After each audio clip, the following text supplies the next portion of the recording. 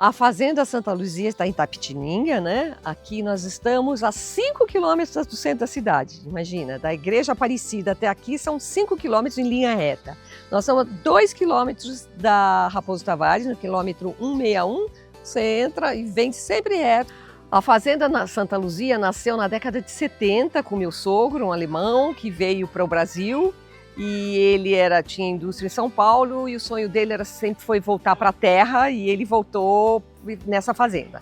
A nossa história toda está nesse livro que a gente escreveu, o Queijo com Arte, a Revolução Queijeira da Fazenda Santa Luzia. Então aqui tem toda a nossa história, porque são só comigo aqui, desde que eu estou, são 29 anos, né? Então, mas a fazenda é produtora de leite, uma das pioneiras com gado cimental aqui no Brasil. E do leite, quando eu vim para cá, em 97, quando eu me casei, eu falei assim para o Mato, meu marido, que a fazenda era dele, então vamos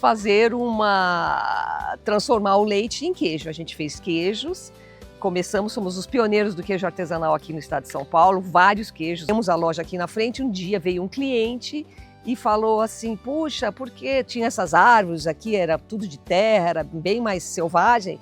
Ele falou, por que vocês não põem uma mesa e uma cadeira lá embaixo daquelas jabuticabeiras para a gente comer queijo e tomar uma cerveja? E aí a minha funcionária que estava me contou isso, eu falei, eu já trabalho tanto, tem tanta coisa para fazer, se você tomar conta, a gente faz. E aí a gente começou o bistrô assim, bem rusticamente, com uma mesinha aqui no meio da terra, com um telhado mais ou menos, chovia, a gente fechava o bistrô, e servíamos só uma tábua de queijo, um pão no forno, fondue e a raclette. Eram os 4 primeiros pratos que a gente começou a fazer aqui. O bistrô Queijo com Arte, a ponta do iceberg de toda a fazenda, né? Que tem o leite, tem o queijo, depois culminou aqui com a loja e depois aqui com o bistrô. O bistrô onde a gente apresenta os nossos queijos, não só os queijos, a tábua de queijo que a gente tem, mas também pratos que a gente idealizou, todos com os queijos que nós produzimos. Então tem pratos maravilhosos que foram feitos comigo e com outras pessoas que trabalharam aqui. Então a gente sempre quer oferecer o que tem a ver com os queijos e com a fazenda. E é um espaço que eu fiz que é um lugar que eu gosto de estar. É árvore, é aberto, as mesas são espaçadas, tem uns detalhes com as orquídeas, com as plantas, todo esse telhado verde aqui, que eu acho isso não tem preço, não tem construção arquitetônica que possa ser mais bonito do que isso aqui. E eu fui fazendo as decorações de acordo com as minhas, com o que eu acho de belo. Então tem os detalhes nas pinturas, eu que pintei as paredes, aqui todas essas cores, os queijos, foi tudo eu que pintei, até o chão lá da entrada fui eu que pintei.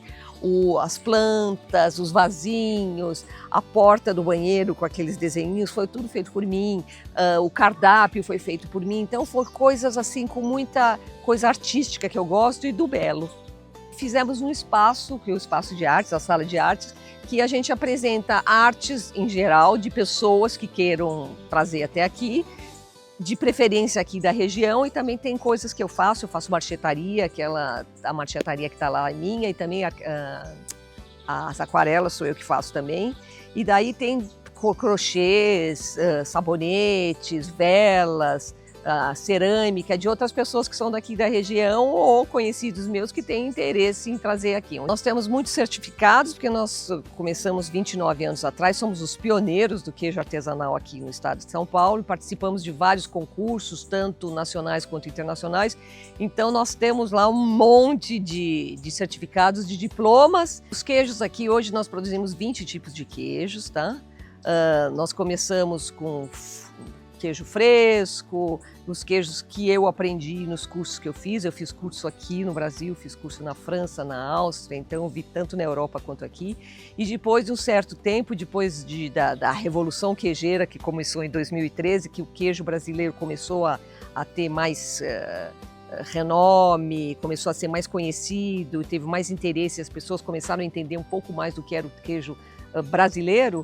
Eu então comecei a inventar um montão de queijos. Então a gente tem queijos de todos os tipos. Queijo com cerveja, queijos com condimento, tenho queijos com a casca pintada de beterraba, queijos de massa mole, queijos de massa mofada, Tenho todos os tipos de queijo aqui. E todos têm um nome, eles têm um porquê do nome. Normalmente é alguma coisa que tem a ver ou com a natureza ou com a fazenda. Ou, por exemplo, tropeiro é um queijo que a gente pinta ele de cinza e põe em volta dele um napier com um corinho assim para lembrar do lenço do tropeiro que o tropeiro usa e porque os tropeiros passavam aqui pela região de Itapetininga. Tem um que chama Dionísio porque é o deus do vinho e ele é banhado no vinho. Daí tem o Braukäse, que é um queijo com cerveja. Braukäse, Brau, né, fazer cerveja em alemão, é o queijo da cerveja ou do cervejeiro.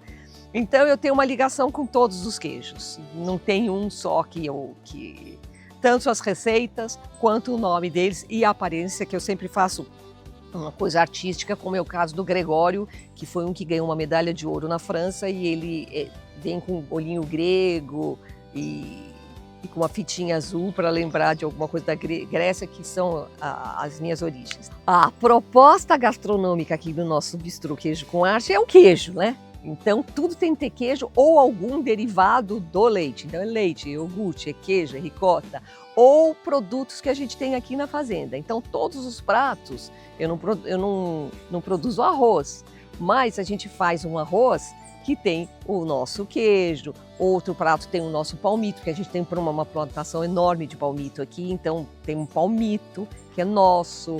A gente usa as verduras nossas da nossa horta, as frutas que a gente faz geleias também pegamos aqui. Então tudo tem de ter alguma ligação com a gente aqui.